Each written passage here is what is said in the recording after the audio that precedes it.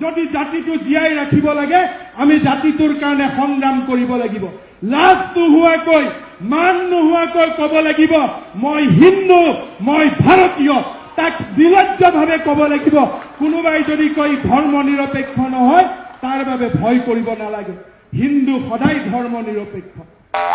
যে পৃথিৱীত যিমান ধৰ্ম আছে, হিন্দু ধৰ্ম আছে, খ্ৰীষ্টান ধৰ্ম আছে বা আন যিমান ধৰ্ম আছে, এই ধৰ্মবিলাকৰ গোটেই ধৰ্মবিলাকৰ ভিতৰত আটাইতকৈ শিক্ষা আৰু জ্ঞানৰ ওপৰত আটাইতকৈ গুৰুত্ব দিয়া ধৰ্মগ্ৰন্থখন হ'ল পবিত্ৰ কোৰাণ শ্বৰীফ। পবিত্ৰ কোৰাণ শ্বৰীফত প্ৰথম শব্দটোৰ পৰাই শেষলৈকে এই পবিত্ৰ কোৰাণ শ্বৰীফে জ্ঞান আৰু শিক্ষাৰ ওপৰত আটাইতকৈ বেছি গুৰুত্ব দি আহিছে। আমাৰ যি এই মাদ্ৰাছা, আমাৰ যি পবিত্ৰ যি ইছলামিক শিক্ষাৰ যি মেইন কেন্দ্ৰ, এই মাদ্ৰাছাবিলাকৰ পৰা জ্ঞান আৰু শিক্ষাৰ এটা ডাঙৰ পোহৰ সমগ্ৰ সমাজখনত বিয়পাৰ আজি প্ৰয়োজন আছে। আজি আমাৰ সমাজখনৰ লক্ষ্য হ'ব লাগে যে আমাৰ সমাজৰ উঠি অহা প্ৰজন্মক আজি আমি কেনেকৈ আধ্যাত্মিক শিক্ষাৰে শিক্ষিত কৰিব পাৰো।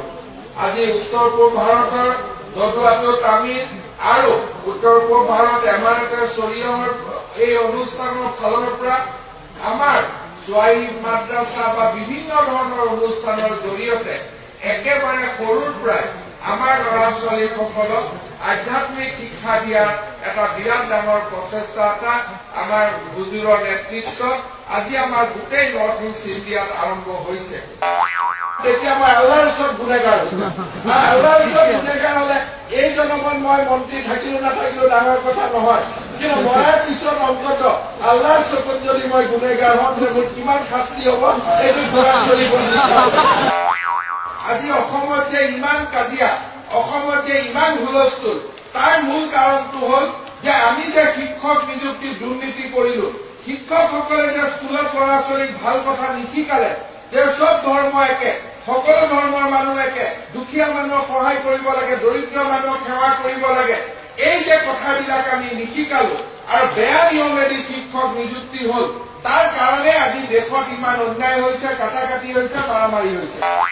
এই অনুষ্ঠানত আহি আপোনালোকক লগ পাই মই নিজে পবিত্ৰ অনুভৱ কৰিছো। মোৰ মনতো বা আমিও যিবিলাক পাপ কৰিছিলো আপোনালোকক লগ পাই সেই পাপবিলাক ধুই যাব বুলি মই আশা কৰিছো। কাৰণ হুজুৰৰ কাষত বহিলে যি শক্তি আহে, আমাৰ গাতো অলপ শক্তি আমি অনুভৱ কৰো আৰু সেই শক্তিয়ে মনৰ পৰা পাপবিলাক দূৰ কৰিব বুলি ভাবো আৰু সদায় আল্লাহ আৰু ভগৱানে ভাল পোৱা কামবিলাক কৰি যাবৰ কাৰণে যাতে শক্তি পাওঁ তাৰ বাবে আপোনালোকৰ ওচৰত দোৱা বিচাৰিছো। হেমন্ত বিশ্ব শৰ্মা, হেমন্ত বিশ্ব শৰ্মা।